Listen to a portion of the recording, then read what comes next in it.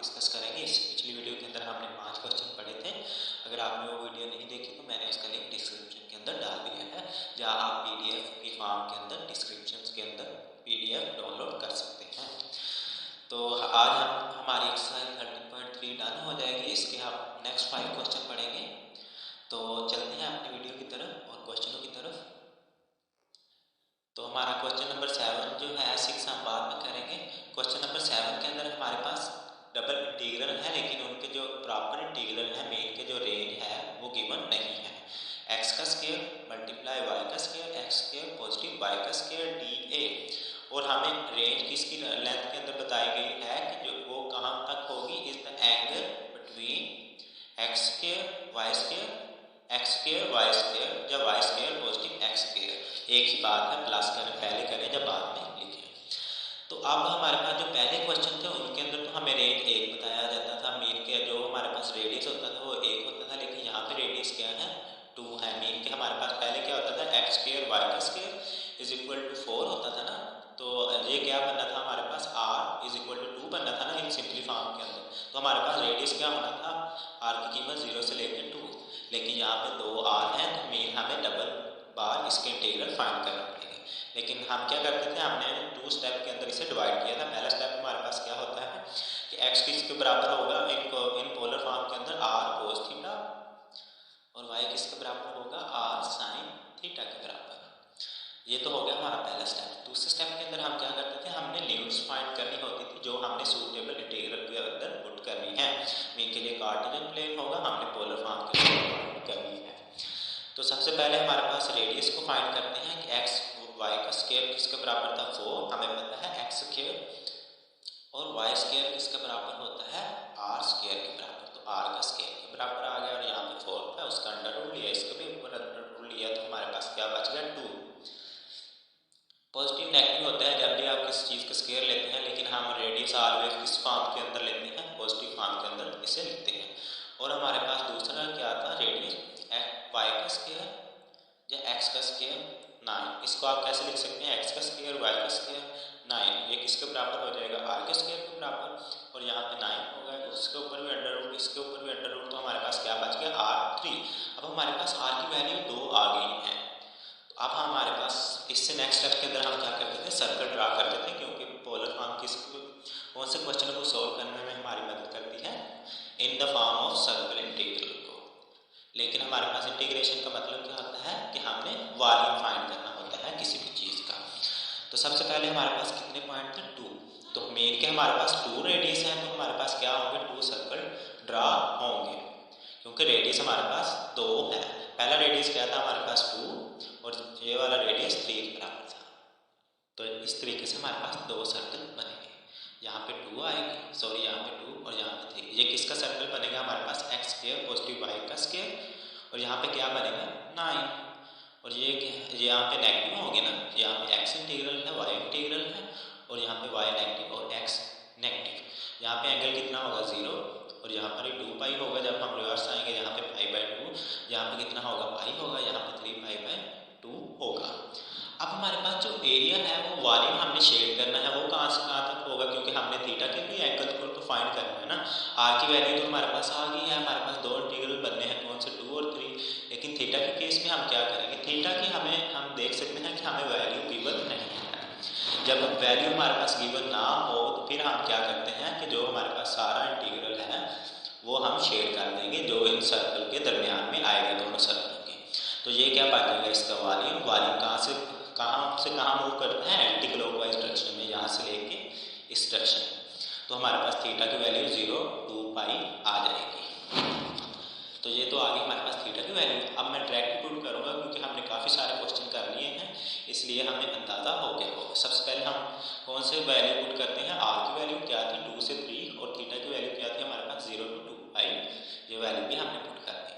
अब हमारे पास था एक्स का स्क्वायर, तो क्या बनेगा हमारे पास आर कोस थीटा का स्क्वायर बन जाएगा, और आर साइन थीटा का स्क्वायर, क्योंकि वाई का स्क्वायर था उधर, और नीचे डिवाइड में एक्स स्क्वायर और वाई स्क्वायर किसके बराबर होते हैं आर के स्क्वायर। और जब हम पोलर फॉर्म के अंदर करते हैं कन्वर्ट, तो क्या आता है आर और डी आर और डी थीटा। अब हमारे पास ये आर और ये आर तो कैंसिल हो गया, ठीक है।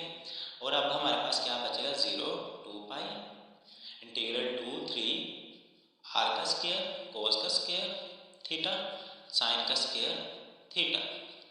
अब हमारे पास नीचे डिवाइड में क्या बच गया, आर के साथ हम इसे मल्टीप्लाई भी करेंगे और डिवाइड ये भी आर का स्क्वायर बनेगा, ये आर इस आर के साथ हम कैंसिल कर देते हैं। अब इससे नेक्स्ट स्टेप के अंदर क्या करेंगे, हम थीटा वाली वैल्यू को अलग कर देंगे। थीटा वाली वैल्यू क्या थी हमारे पास, कोस का स्क्वायर थीटा, साइन का स्क्वायर थीटा और डी थीटा, और मल्टीप्लाई होंगी, हम इसे ब्रैकेट में इधर लिख लेते हैं। और जो हमारे पास दूसरी वैल्यू थी आर की वैल्यू, वो क्या थी हमारे पास, एक आर कैंसिल हो गया, आर स्क्वायर के साथ मल्टीप्लाई होगा तो आर का क्यूब बन जाएगा और डी आर। इस तरीके से हमने इस वैल्यू को सेपरेट कर लिया। अब हमारे पास दोनों ही वैल्यू स्क्वायर के अंदर है, हमें कोई फार्मूला लगाना पड़ेगा इनको सोल्व करने के लिए। तो हम चलेंगे, अब फार्मूला कौन सा लगाते हैं। तो फार्मूला हमारे पास यहाँ पे बहुत सारे यूज होंगे, इसीलिए मैंने ये क्वेश्चन नंबर 7 पहले करवाया था कि आपको अच्छे तरीके से अंडरस्टैंडिंग हो जाए। फार्मूला मैं इधर राइट कर देता हूँ। सबसे पहले हमारे पास होता है, हमारे पास इधर क्या है, कोस थीटा और साइन थीटा का क्या है, स्क्वायर है। तो यहाँ पर मैं अगर 2 लगा दूँ तो ये किसके बराबर हो जाएगा, साइन 2 थीटा के बराबर हो जाएगा। किसके बराबर हो जाएगा, साइन 2 थीटा के बराबर हो जाएगा। इसी तरीके से अगर मैं इधर लिखूँ साइन स्क्वायर 2 थीटा, तो ये किसके बराबर हो जाएगा, 2 कोस थीटा साइन थीटा के बराबर। तो यहाँ पे क्या बन जाएगा, इस चीज़ का स्क्वायर बन जाएगा। एक तो ये फार्मूला है। अब बात आती है कि साइन स्क्वायर 2 थीटा किसके बराबर होगा, तो ये बराबर होगा हमारे पास, अभी हम देख लेते हैं, साइन 2 थीटा किसके बराबर हो जाएगा हमारे पास, 1 negative cos 4 theta according to our rule, जो हमने कैलकुलस 2 के अंदर एक्सरसाइज 7.3 पढ़ी थी, होवर टेंडन कैलकुलस के अंदर। यहाँ पे क्या होगा, इसका स्क्वायर। तो इस तरह ये 2 फार्मूले यहाँ पे यूज होंगे, ये आपको मेमोराइज हमेशा रहने चाहिए। तो यहाँ पे हमें स्क्वायर बनाने के लिए, यहाँ पे 2 का स्क्वायर बनाना है ना, तो 4 के साथ डिवाइड भी करना पड़ेगा और मल्टीप्लाई भी करना पड़ेगा। तो हम यहाँ पे क्या करेंगे, 0 to 2 पाई आ जाएगा और यहाँ पे 4 आ जाएगा कोस का स्क्वायर थीटा और साइन का स्क्वायर थीटा। अब आप फिर कहेंगे कि हमारे जो बुक के अंदर आंसर है वो और है, हम उसे भी फॉलो कर लेते हैं। तो आपने टेंशन नहीं लेनी, आप वीडियो देखें। आर की क्या बन जाएगी, यहाँ पर पावर 4 बन जाएगी और नीचे डिवाइड में भी 4 आ जाएगा, तो क्या बन जाएगा 2 और 3। ठीक हो गया। अब हम चलते हैं 1/4 डिवाइड में हमारे पास। अब हमने पढ़ा था ये क्या बन जाएगा हमारे पास, 2 कोस थीटा साइन थीटा, ये किसके बराबर होता है, साइन स्क्वायर 2 थीटा के। वो हम नेक्स्ट स्टेप के अंदर करेंगे, स्टेप पूरे करवाऊंगा आपको।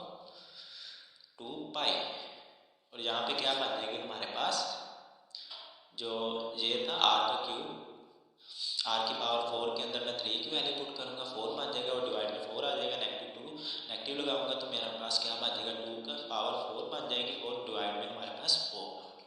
ठीक है, ये हो गया सिंपली एज इट इज। अब यहाँ पे क्या है हमारे पास 4 और इसको आज जब हम पुट करेंगे तो हमारा आंसर क्या बनेगा, साइन की स्क्वायर 2 थीटा। अभी फार्मूला लगाया हमने, इंटीग्रेशन ही पुट की, ये बात का आपने ध्यान रखना है। ठीक है, ये सिंपली फार्मूले हैं। तो यहाँ पे क्या बचेगा हमारे पास, 81 हो जाएगा 3 की पावर और यहाँ पे 4 और इसकी पावर कितनी हो जाएगी 16 और डिवाइड में हमारे पास 4। अब यहाँ पे क्या बचेगा हमारे पास, 1/4 साइन स्क्वायर 2 थीटा किसके बराबर हो जाएगा, 1 नेगेटिव कोस की पावर 4 थीटा और डिवाइड में हमारे पास 2 भी आएगा। ठीक है, अब हमने फिर इसकी इंटीग्रेशन लेनी है। ये भी एक फार्मूला है, इंटीग्रेशन नहीं है, आपने इस बात का ध्यान रखना। ठीक है, और डी थीटा और यहाँ पे क्या बच गया हमारे पास, इसका एलसीएम 4 ही आ जाएगा, 60 81 नेगेटिव 60 और यहाँ पे क्या बन गया हमारे पास 8 बन जाएगा। ये 2 को 4 के साथ मल्टीप्लाई करूँगा और यहाँ पे क्या है, इसकी integration with respect to theta लेंगे तो हमारे पास थीटा आ जाएगा 1 की जगह और यहाँ पे क्या आ जाएगा, साइन की पावर 4 थीटा और डिवाइड में हमारे पास क्या बच जाएगा 4। अब हमारे पास इसकी इंटीग्रेशन हो गई है। यहाँ पे क्या बचेगा हमारे पास 65, जब हम 81 में से 60 निकालेंगे और डिवाइड में 4। अब अगर हम बुक फॉलो करें तो हमारे पास आंसर बनना है 65/8 और यहाँ पे जो वैल्यू आएगी, लेकिन ये वाला 4 बुक के अंदर गायब है। जब हम इसे मल्टीप्लाई करेंगे तो 32 आना चाहिए। ये मुझे नहीं पता क्योंकि अब मैं बुक को फॉलो करूँगा क्योंकि आपके कमेंट में हमारे पास जो क्वेश्चन आते हैं आप कहते हैं कि आंसर गलत है, ये गलत है। अब मैं वो वाली मिस्टेक नहीं करूँगा, अब मैं बुक को ही फॉलो करूँगा, क्योंकि बुक में भी मिस्टेक हो सकती है, आप कहते हैं कि हमारी मिस्टेक होती है। बाय डिफ़ॉल्ट चलें हम इसे सोल्व कर लेते हैं। 8 आ जाएगा और यहाँ पे क्या आ जाएगा, थीटा की जगह 2 पाई आ जाएगा और यहाँ पे क्या आ जाएगा, साइन की जगह 2 पाई। और यहाँ पे जब 4 मल्टीप्लाई होगा तो 8 पाई बन जाएगा। ये मैं ट्रैक करवाऊँगा, इतना तो आपको पता होना चाहिए। और जब मैं इसकी जगह 0 पुट करूँगा तो साइन 0 0 ही होता है और दूसरा थीटा की जगह भी 0 ही आएगा। और यहाँ पे क्या आ जाएगा 64 65। 4 मैंने गायब किया है क्योंकि हमने आंसर इसके इक्विवेलेंट लेके आना है। तो क्या बन जाएगा 1 डिवाइडेड बाई 8 2 पाई आ जाएगा। हमें पता है साइन 4 पाई हो 2 पाई हो वो किसके बराबर होता है, 0 के बराबर होता है। तो इसका आंसर क्या बचेगा हमारे पास, ये 65 यहाँ पे आकर मल्टीप्लाई हो जाएगा 65 बाई 8 और यहाँ पे 2 पाई। तो यहाँ पे क्या बच जाएगा हमारे पास 65 डिवाइडेड बाई 4 पाई। तो ये क्या बन जाएगा इसका आंसर। अब अगर आप बात करें कि ये वाला 4 किधर गया, तो जब हम इसे मल्टीप्लाई करेंगे तो क्या बन जाएगा हमारे पास आंसर 65 बाई 16 पाई। तो आंसर हमारा ये बनता है, लेकिन अकॉर्डिंग टू बुक हमें ये फॉलो करना पड़ेगा। ठीक है, अब हम चलते हैं क्वेश्चन नंबर 6 की तरफ। क्वेश्चन नंबर 6 है हमारे पास dx dy और डिवाइड में हमारे पास क्या है 1 प्लस एक्स का स्क्वायर पॉजिटिव y का स्क्वायर। यहाँ पे r क्या होगा, एक डिस्क की फॉर्म में होगा, रेडियस क्या होगा हमारे पास a and centre at the solution. और हमारे पास सोल्यूशन क्या बनेगा सेंटर के अंदर। मीन के जो हमारे पास इंटीग्रल की मैक्सिमम लिमिट्स होंगी वही यहाँ पे हमने पुट कर देनी है। मीन के हमारे पास थीटा की मैक्सिमम वैल्यू क्या होगी 0 और 2 पाई। डिस्क के अंदर भी, और डिस्क इसकी फॉर्म में होती है, सर्कल की फॉर्म में होती है, तो इसके भी जो मैक्सिमम एंगल होंगे वो क्या बनेंगे, यही बनेंगे ना। डिस्क की फॉर्म में क्या होगा, एक सर्कल की फॉर्म ही होती है ना, डिस्क की थोड़ी सी इधर से शेप ज़्यादा होगी। तो इसका भी जो मैक्सिमम एंगल बनेगा वो क्या बनेगा 0 to 2 पाई बनेगा। और इसका जो रेडियस होगा वो हमारे पास उसने कहा है कि कोई भी पॉइंट ए आपने इमेजिन करना है। तो हम इसका रेडियस लेंगे तो ए आ जाएगा विद द सेंटर। तो हमें इंफॉर्मेशन नहीं दी गई तो हमें रीजन से स्टार्ट करेंगे तो 0 to a 0 to a 0 to a 0 to a। तो यहाँ पे क्या बन जाएगा इसका पॉइंट 0 to a बन जाएगा। अब जब हम इसकी लिमिट पुट करेंगे तो पहला पॉइंट 0 to a बन जाएगा और 0 to 2 पाई बन जाएगा। और यहाँ पे हमें पता है, इसके मैं स्टेप नहीं करवाऊँगा, आपने खुद ही कर लेने हैं क्योंकि वीडियो काफ़ी लंबी हो जाती है, फिर बाद में मुश्किलात होती हैं। हमें आपने तो जस्ट वॉच करनी होती है। यहाँ पे डी आर और डी आर डी थीटा जब हमारे पोलर वाली फॉर्म में हो जाएंगे। और यहाँ पे एक्स स्क्वायर और वाई स्क्वायर की जगह क्या आ जाएगा आर का स्क्वायर। हमें पता है 1 प्लस आर स्क्वायर, ऊपर जाकर हमारे पास क्या होना चाहिए, इसका डेरिवेटिव होना चाहिए। जब हम इसको इंटीग्रेट करेंगे तो क्या बन जाएगा हमारे पास 0 to 2 पाई और यहाँ पे 0 और a। हमें ऊपर क्या चाहिए 1 प्लस आर स्क्वायर का डेरिवेटिव क्या होता है हमारे पास 2r डी आर होगा। तो हमारे पास 2 होना चाहिए। हम क्या करेंगे 2 के साथ मल्टीप्लाई भी करेंगे और डिवाइड भी करेंगे तो हमारे पास आंसर क्या बन जाएगा डी आर डी थीटा। तो किसकी फॉर्म में बन जाएगा log 1 पॉजिटिव आर का स्क्वायर। और ये पहला इंटीग्रल 0 to a और 1/2 एज इट इज। और ये दूसरी लिमिट्स कौन से वाली थीटा वाली, तो D theta as it is. अब हमारे पास क्या बच गया यहाँ पे 1 डिवाइडेड बाई 2। जब मैं log लूँगा a के हिसाब से तो क्या बनेगा पहला log 1 पॉजिटिव a का स्क्वायर। और हमारे पास यहाँ पे क्या बनेगा दरमियान में नेगेटिव log 1 पॉजिटिव 0। log 1 कितना होता है मुझे जल्दी से बताएं आप बता तो नहीं सकते क्या होता है वैसे सोचें तो ऑब्वियसली 0 होता है। तो यहाँ पे क्या बन जाएगा 0 to 2 पाई और log 1 पॉजिटिव a का स्क्वायर। ये मैं बाहर ही निकाल लूँगा क्योंकि हमारे पास थीटा यहाँ पे कोई भी नहीं है।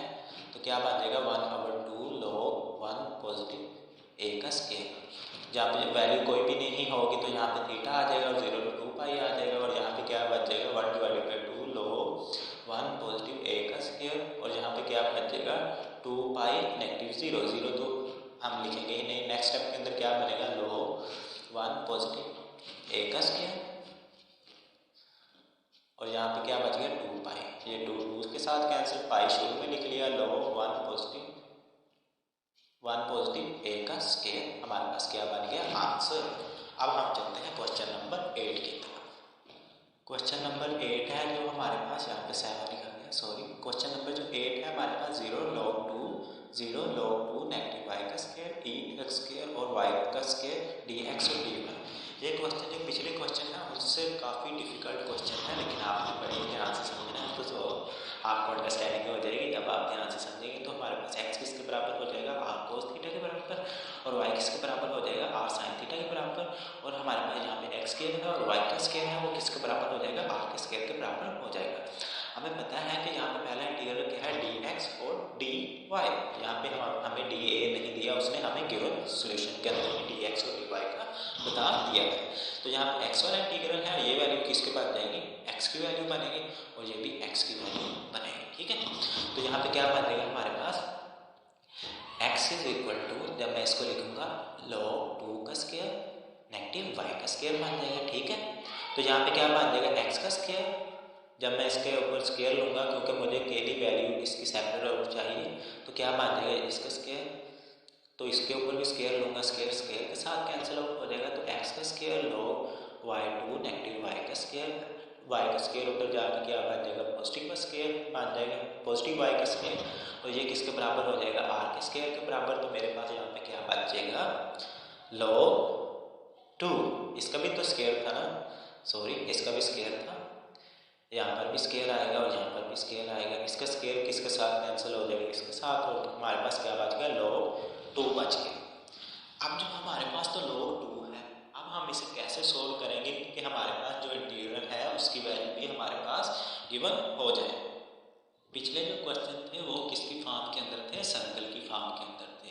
हमने क्या पढ़ा था, एक तो हमारे पास पोलर इंटीग्रल किसको हमारे इंटीग्रेशन को आसान बनाता है, मेन के डिफिकल्ट स्टेप के अंदर इंटीग्रेशन को क्या बनाता है, आसान बनाता है, इजियर, मेक इट इजियर। और दूसरा हमारे पास क्या करता है कि जो हमारे पास डिफिकल्ट इंटीग्रेशन होती है उनको क्या कर देता है, आसान स्टेप के अंदर डिवाइड कर देता है। और जो हमने पहले जो हम पढ़ रहे थे वो क्या थी, सर्कल के अंदर सर्कल वाली इंटीग्रेशन को मेन की आसान बना देता है, जो हमारी इंटीग्रेशन सर्कल की फॉर्म के अंदर होती है। लेकिन ये डिफिकल्ट इंटीग्रेशन को आसान बनाता है, उसकी फॉर्म को भी हम समझ लेते हैं, ये सर्कल की फॉर्म के अंदर भी हो जाएगा, हम आप पुराना तरीका लगाएं, लेकिन हम न्यू मेथड से भी समझ लेते हैं।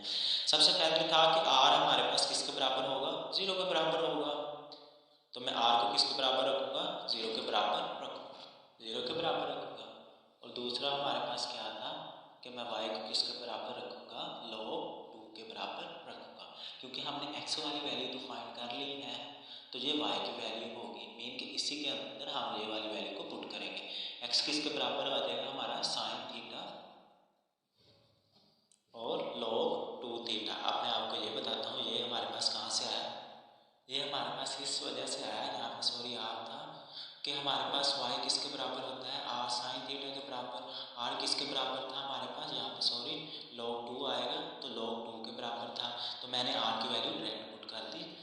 इधर मैं सारा ही प्रोसीजर लिख देता हूँ, log 2 के बराबर था ना, तो यहाँ पे साइन किसके बराबर हो जाएगा, log 2 के बराबर, और log 2 के बराबर, यहाँ पे थीटा भी आएगा इसको, तो थीटा क्या बन जाएगा, ये log 2 के साथ कैंसिल, साइन थीटा आ जाएगा और पॉजिटिव 1 के बराबर हो जाएगा, और थीटा ऐसे ही एज इट इज, और साइन उधर जाकर क्या हो जाएगा, इन्वर्स हो जाएगा 1 का, और साइन इन्वर्स 1 किसके बराबर होता है, π/4 के बराबर होता है, 1/√2 के बराबर भी आप इसे लिख सकते हैं। ठीक है, और यहाँ पे क्या था हमारे पास, log 2 उधर जाके 0 के साथ डिवाइड होगा तो 0 ही आएगा, और साइन नेगेटिव 0 का इन्वर्स किसके बराबर होगा हमारे पास, π/2 के बराबर होगा। ठीक है, तो ये हमने इसकी वैल्यू भी फाइंड आउट कर ली, तो ये था हमारे पास दूसरा प्रोसीजर इसकी वैल्यू को फाइंड आउट करने का। लेकिन आप इधर π/2 पे भी 0 होता है, 0 किस पे होता है, 0 पे भी होता है, क्योंकि साइन 0 क्या होता है, 0 होता है, सॉरी यहाँ पे 0 आएगा। ठीक है, मिस्टेक हो जाएगी बात का, लेकिन आपने अंडरस्टैंड करना है। तो अब हमारे पास क्या बनेगा, 0 log 2 था ना, और 0 log 2 और y का स्क्वायर था। ये मेथड थोड़ा सा अजीबोगरीब लग रहा होगा क्योंकि हमने जो पिछले क्वेश्चन किए हैं वो और तरीक़ों से किए हैं, ये और क्वेश्चन है, लेकिन आपने अंडरस्टैंड करना है क्योंकि ये बहुत ही ज़्यादा इम्पोर्टेंट क्वेश्चन है, इम्पोर्टेंट। ठीक है, तो जब हम इसे पोलर फॉर्म के अंदर कन्वर्ट करेंगे तो फिर थीटा वाली इंटीग्रेशन हमारे पास क्या बन जाएगी, 0 to π/2।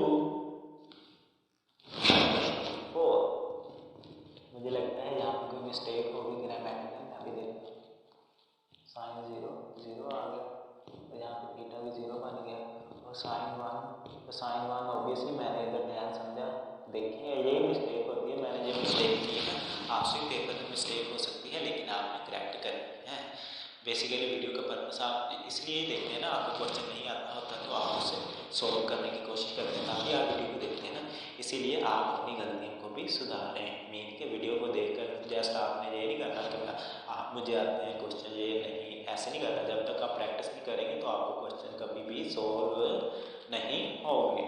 तो log 2 आ जाएगा यहाँ पे। और अब हमारे पास क्या बच गया, e की पावर r का स्क्वायर बन जाएगा, x स्क्वायर और y का स्क्वायर, और ऊपर इसका स्क्वायर बन जाएगा। ठीक है, और हमारे पास जो इंटीग्रल वाली फॉर्म होगी, हमारे पास r dr और d थीटा आ जाएगा, जब हम इसे पोलर फॉर्म के अंदर कन्वर्ट करेंगे। ये कौन सी फॉर्म होगी, पोलर फॉर्म होगी। अब हमारे पास क्या बच गया, 0 π/2, और ये r का स्क्वायर ऑलरेडी गिवन था हमारे पास, यहाँ पे 0 log 2 e की पावर r, और नीचे r dr और d थीटा। अब हम इसे कैसे सोल्व करेंगे, इंटीग्रेशन बाय पार्ट्स रूल से।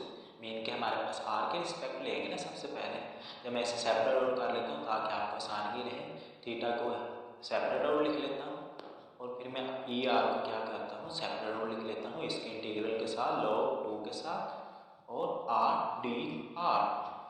यहाँ पे हमारे पास पहला इंटीग्रल कौन सा बनेगा, ऑब्वियसली एक वेरिएबल और फिर एक्सपोनेंट वाला, तो यहाँ पे क्या बनेगा, पहला और ये दूसरा।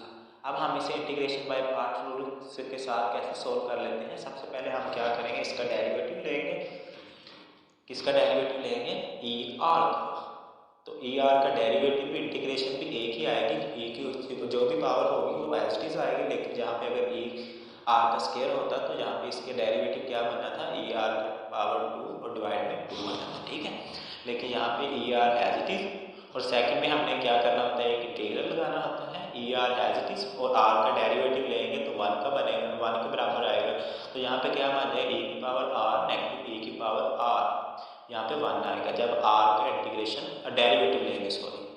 ठीक है, तो यहाँ पे क्या बन गया हमारे पास, r e r और e r बन जाएगा, और यहाँ पे क्या आ जाएगा, थीटा एज इट इज हम पुट कर देंगे।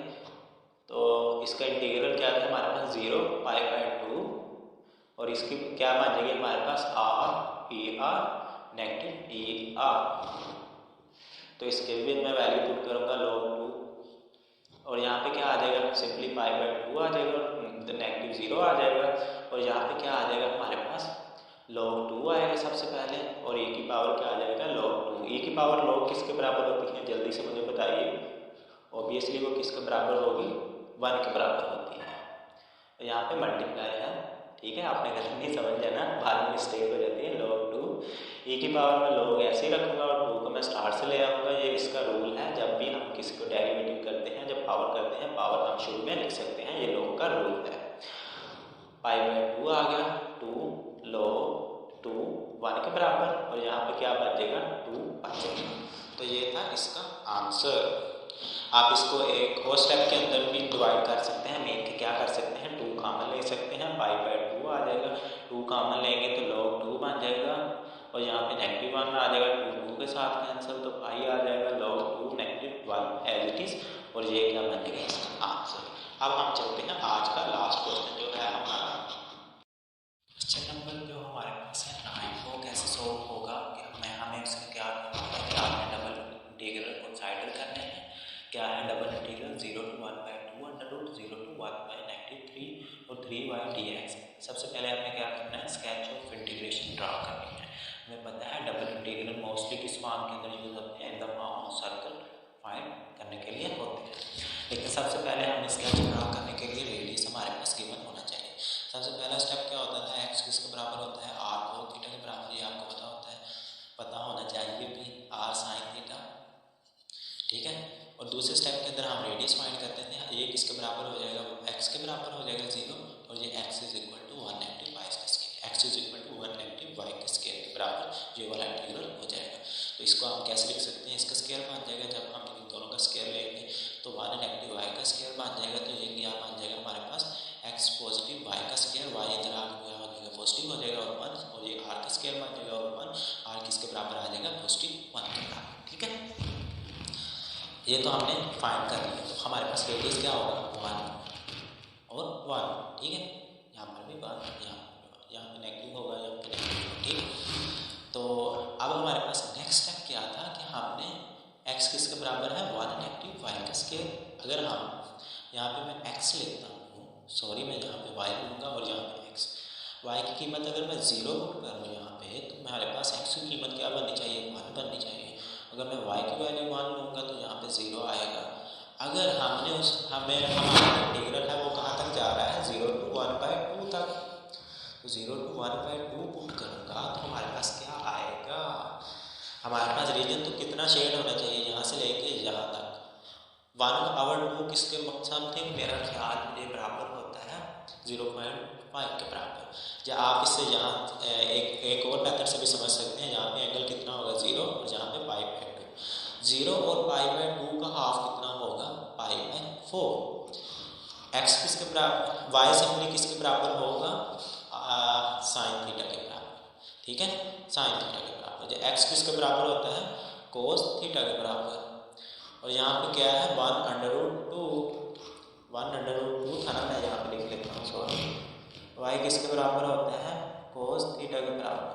थीटा की वैल्यू हमारे पास यहाँ पे क्या है, सॉरी थोड़ी सी मिस्टेक हो, आप यहाँ से एक और मेथड है ये समझने इजी रहेगा। यहाँ पे क्या होता है r साइन थीटा, कोस किसके बराबर होता है r साइन थीटा के बराबर, और ये किसके बराबर है 1/2 के बराबर, ठीक है। और यहाँ पे r की वैल्यू तो हमारे पास 1/2 थी, वो हमने उधर लगा दी, ठीक है। अब थीटा यहाँ पे क्या बनेगा हमारे पास साइन उधर जाके इनवर्स बनेगा और 1/2 और ये किसके बराबर हो जाएगा π/4 के बराबर। तो मेन के कुछ लाइन इस तरह से हमारे पास यहाँ पे ड्रा होगी और ये वाला एरिया शेड होगा।